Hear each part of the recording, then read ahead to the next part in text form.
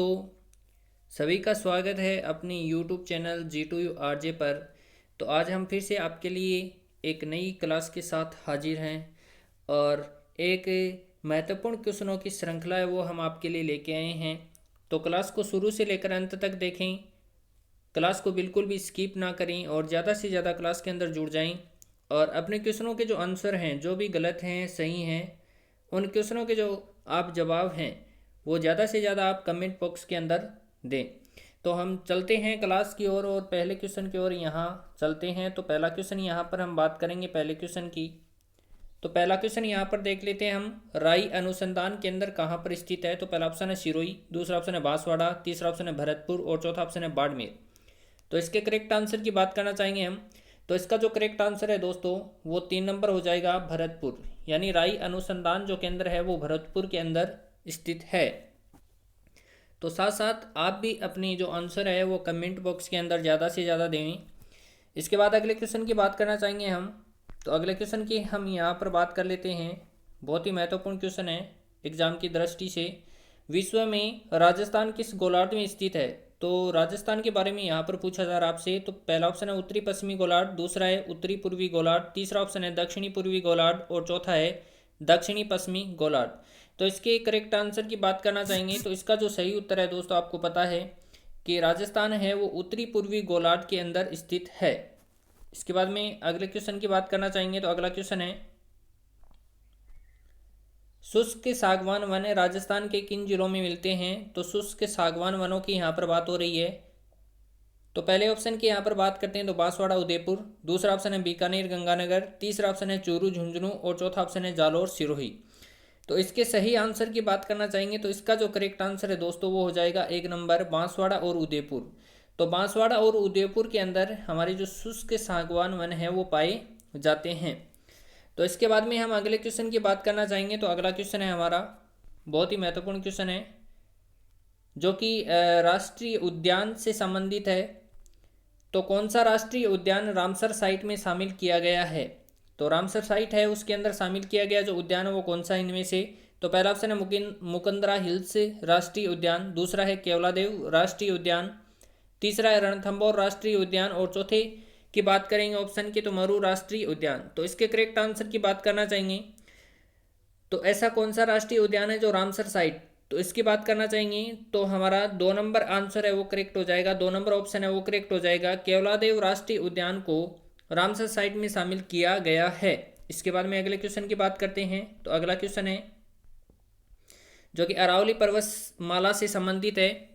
अरावली पर्वतमाला की चोटियों का इसके अंदर सही क्रम है वो पूछ रहा है। तो अरावली की चोटियों का सही अवरोही क्रम पूछ रहा है। यहाँ पर अवरोही क्रम की यहाँ पर बात हो रही है। तो पहला ऑप्शन देख लेते हैं, अचलगढ़ जरगा शेर गुरु शिखर।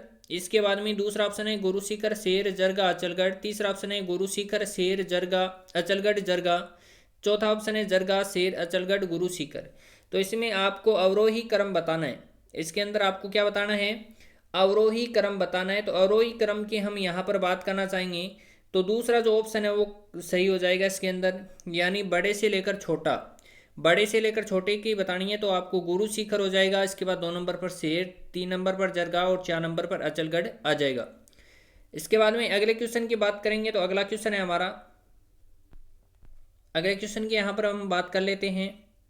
बहुत ही महत्वपूर्ण क्वेश्चन है। तो वर्ष 2002-2003 में राजस्थान में कितने जिले सूखे से प्रभावित थे, यानी सूखे की चपेट में जो जिले थे वो कितने थे। तो पहला ऑप्शन है 30, दूसरा ऑप्शन है 31, तीसरा ऑप्शन है 32 और चौथा ऑप्शन है यहाँ पर 33। तो यहाँ पर हम करेक्ट आंसर की बात करना चाहेंगे तो इसका जो करेक्ट आंसर है वो 3 नंबर हो जाएगा। यानी 2002 और 2003 में राजस्थान में सूखे की चपेट में कुल 32 जिले थे। इसके बाद में अगले क्वेश्चन की बात करते हैं। तो अगला क्वेश्चन भी बहुत महत्वपूर्ण है एग्जाम की दृष्टि से। मरु विकास कार्यक्रम में 1 अप्रैल 1999 से केंद्र और राज्य सरकार के बीच वित्तीय सहयोग का अनुपात था।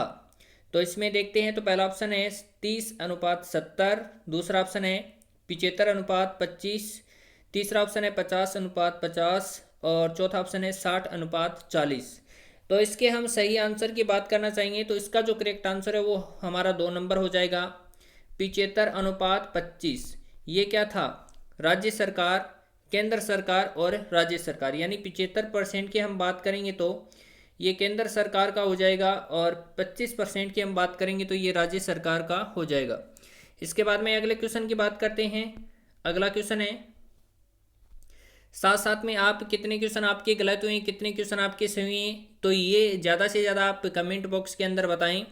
और अगर चैनल को सब्सक्राइब नहीं किया तो चैनल को सब्सक्राइब करें, बेल आइकन को प्रेस करें, अपने दोस्तों के साथ में इस वीडियो को ज़्यादा से ज़्यादा शेयर करें। अगले क्वेश्चन की ओर चलते हैं। मार्च 2020 तक राजस्थान में रेल मार्गों की कुल लंबाई थी।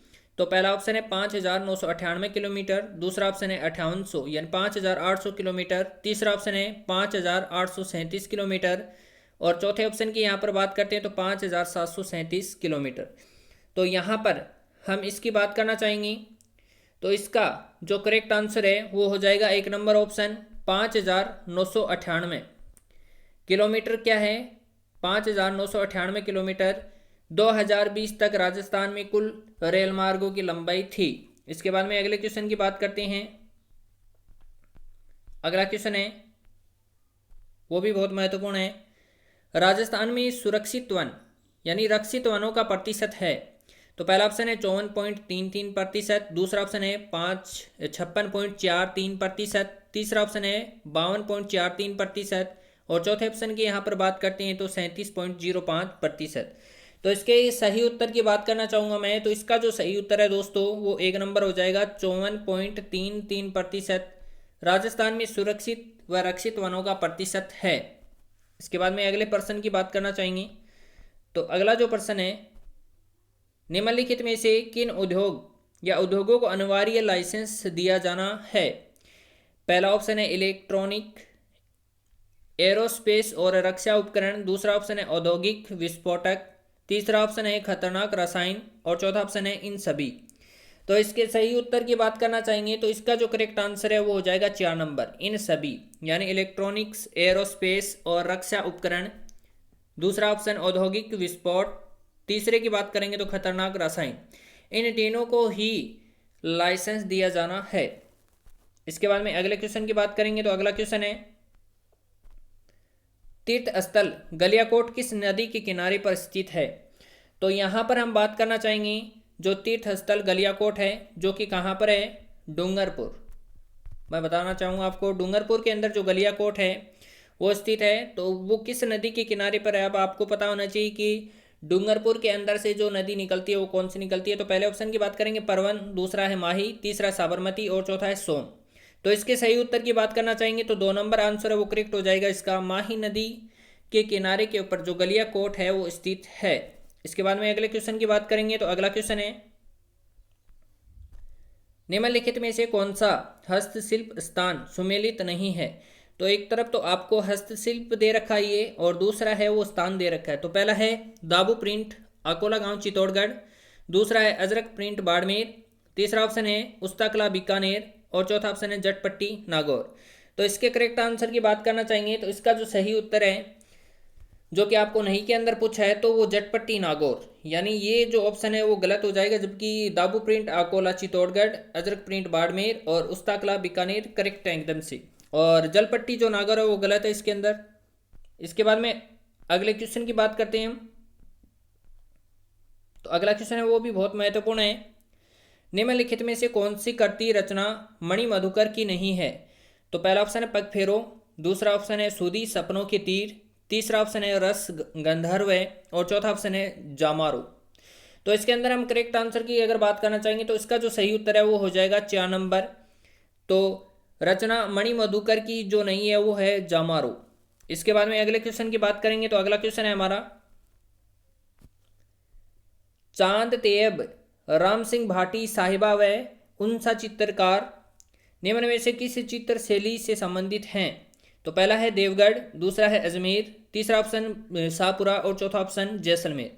तो इसके सही उत्तर की बात करना चाहेंगे तो इसका जो सही उत्तर है वो हो जाएगा 2 नंबर ऑप्शन है वो करेक्ट हो जाएगा अजमेर, यानी चांद तेब राम सिंह भाटी साहिबा व उनसा चित्रकार जो हैं वो अजमेर की जो चित्र शैली है उससे संबंधित हैं। इसके बाद में अगले क्वेश्चन की बात करेंगे तो अगला क्वेश्चन है, अगले क्वेश्चन की यहाँ पर बात कर लेते हैं। दामना आभूषण स्त्रियां शरीर के किस भाग में पहनती हैं? तो पहला है नाक, दूसरा ऑप्शन है पहला ऑप्शन कान, दूसरा ऑप्शन है नाक, तीसरा ऑप्शन है कमर और चौथा ऑप्शन है अंगुली।